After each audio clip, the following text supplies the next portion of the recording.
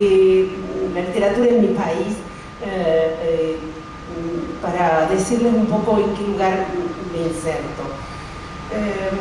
Hacia los años 50, 60 del siglo pasado, sucede en materia literaria, en ingreso al campo literario, algo que me parece muy interesante en mi país. Por una parte, el ingreso fuerte de escritores provenientes de sectores medios, clase media baja, provenientes de las provincias, que escriben y viven en las provincias, no que se trasladan a Buenos Aires para publicar, para hacer su vida de escritores.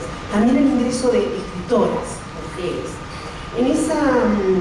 En esa situación de esa generación, que es la generación inmediatamente posterior a la gran generación de escritores argentinos, Borges, Cortázar, Sábato, Silvina y Victorio Campo, etc., que una generación de escritores que tienen hoy o tendrían entre 70 y pico y 80 y pico de años, una generación que a veces vio interrumpida su circulación por la llegada de la dictadura, porque estaban en pleno momento de producción, tenían 50, 60 años en el momento de llegada de la dictadura. Algunos son asesinados, otros se van al exilio, otros se silencian durante muchos años.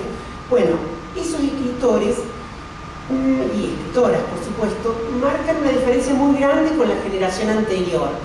Como decía, provienen de estratos medios sociales o medios bajos, viven en las provincias, trabajan el realismo, pero le dan un corte de manga al costumbrismo, a lo pintoresco. Trabajan en otros oficios para vivir, son periodistas, son docentes, son comerciantes, además de sus escrituras. Y todos, o prácticamente todos, tienen una participación político-social importante, digamos, se pronuncian socialmente en algún sentido. De esos escritores hay tres tradiciones, por lo menos, que me interesan. Una, la que tiene que ver con el noroeste y la zona cordillerana, que es una zona de un castellano más castizo, más marcado por lo español, por lo colonial, en mi país. Podría poner un ejemplo de escritor, Antonio de Benedetto, Daniel Moyano o Libertad de Mitrópolos. Una tradición de escritores más marcados por la inmigración, por lo coloquial, por la influencia italiana y otras influencias, a lo Puig, digamos, que hablan de la vida de los pueblos, y otra, a lo Puig o a lo Eberhard, un escritor que trabaja mucho en esa línea, y una escritura, una línea de literatura política, de la cual tal vez Rodolfo Walsh o Luisa Valenzuela son nombres muy fuertes, donde lo político es central en sus temáticas. Un poco en esas tres zonas de escritores de provincias me siento andando yo con mi escritura. Voy a leerles algunos fragmentos de Lengua Madre, que es mi última novela, y algún par de poemas. De Lengua Madre voy a leer una zona final de la novela, cosa absolutamente desaconsejable, pero me parece que se puede entender mejor. Es una novela en la cual una mujer joven encuentra una caja de cartas en la casa de su madre muerta, y sobre todo cartas de su abuela a su madre, por lo cual ahí hay tres mujeres uniéndose.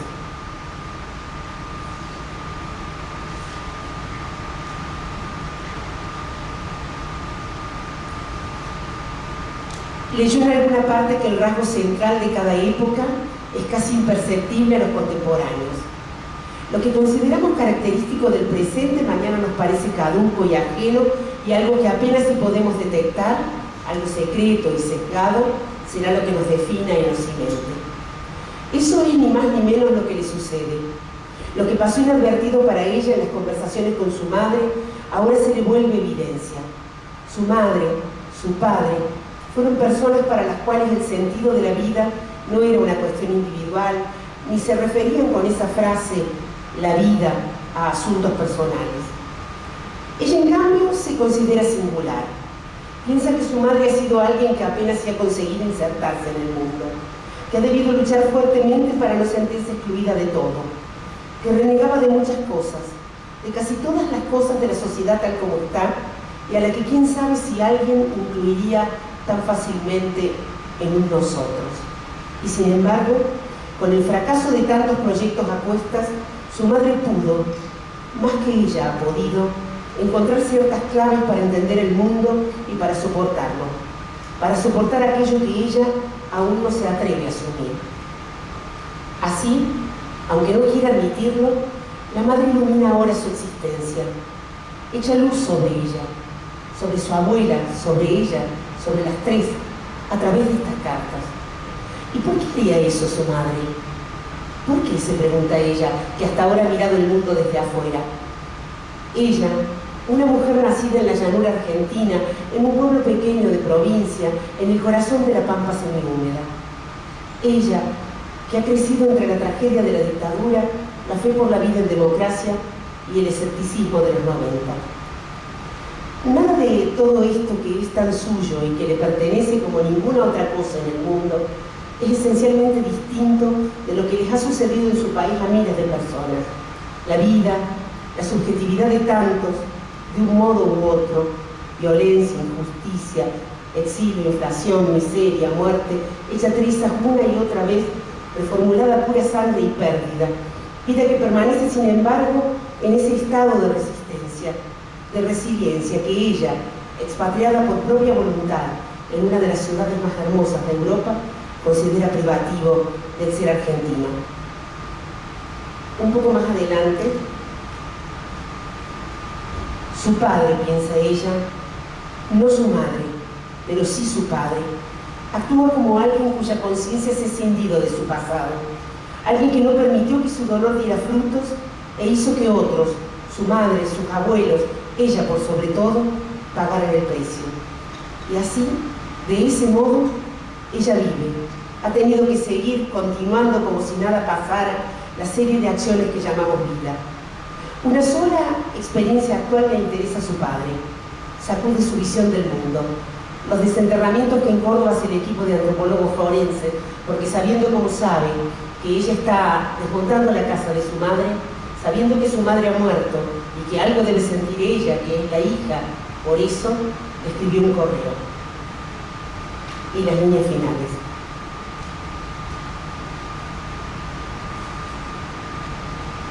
Ella está reconstruyendo su vida. Se llama Julieta Bronero y es hija de Nicolás Corso y de María Julia Bronero. Nació en el sótano de una casa de Trelew, en pleno centro de esa ciudad, en el número 108 de la avenida Louis Jones, donde su madre estaba escondida por entonces, año 1978, y no fue, por razones que son de conocimiento público, anotada al nacer, sino recién 4 años más tarde por sus abuelos en el pueblo donde estos vivían, en el registro civil y en la iglesia parroquial San José, como hija de soltera de su madre, en tanto su padre no estaba en el país para acreditar su paternidad ni brindar conformidad. Eso fue lo que le dijeron, y de ese modo creció ella, y así, de ese modo, bajo el nombre de Julieta Bronero, ha recorrido los años. Siente ahora una urgencia que nunca antes había sentido: regresar a su pueblo y buscar su acta de nacimiento. Pero ¿cómo está anotada? Si todo ha sido como recuerda que le dijeron. A esta nueva urgencia se debe curiosamente una decisión que crece, la de regresar al país, la de volver, ya no de visita a casa de sus tíos o de sus primos, sino para siempre. Tal vez no ahora mismo, ni en el año en curso, pero sí un poco más adelante, cuando concluya su doctorado.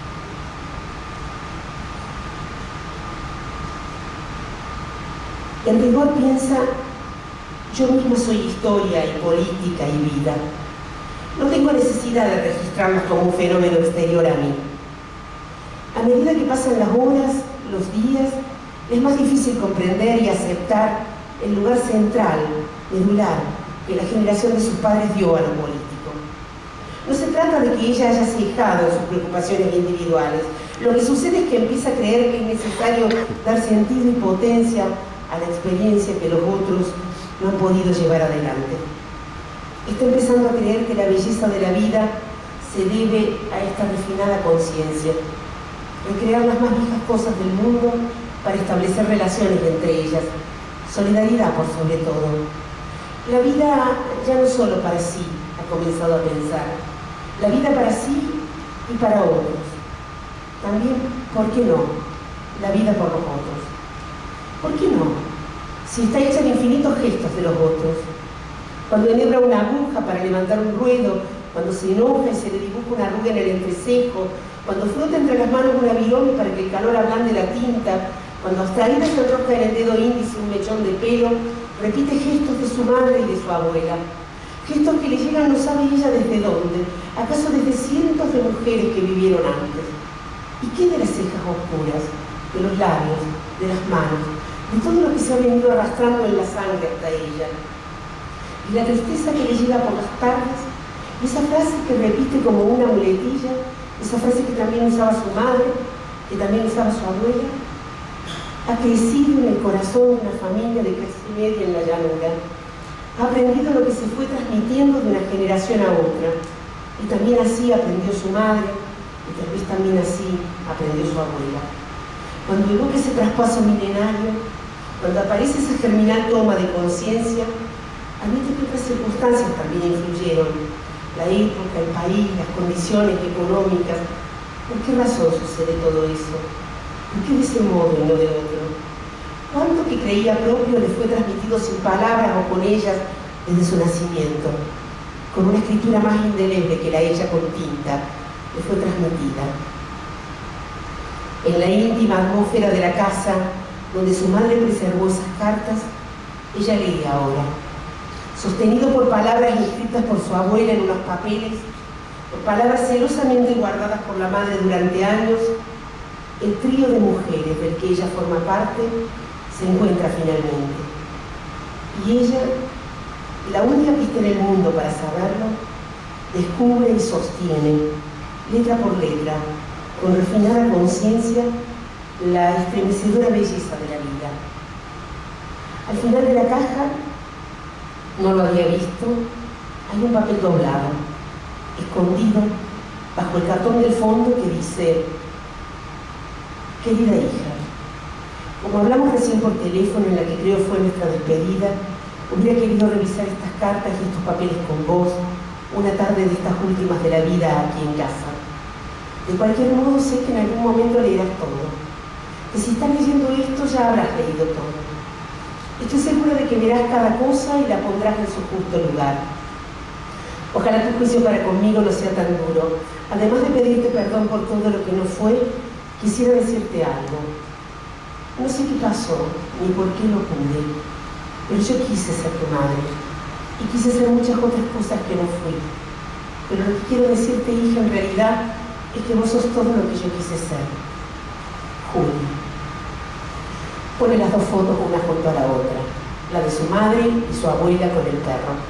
La que tiene detrás escrito con letra del abuelo, Julia y Emma en la vereda de casa, 1974. Y la foto de sí, sentada en el umbral de la casa de su abuela, el de la puerta que da al patio, en esa misma vereda de baldosas, acanaladas, negras y blancas. Su madre joven y su abuela en una de las fotos. Ella 10 años atrás en la otra. Tan parecidas como diferentes su madre de su abuela y ella de su abuela y de su madre. Su madre, su abuela, ella.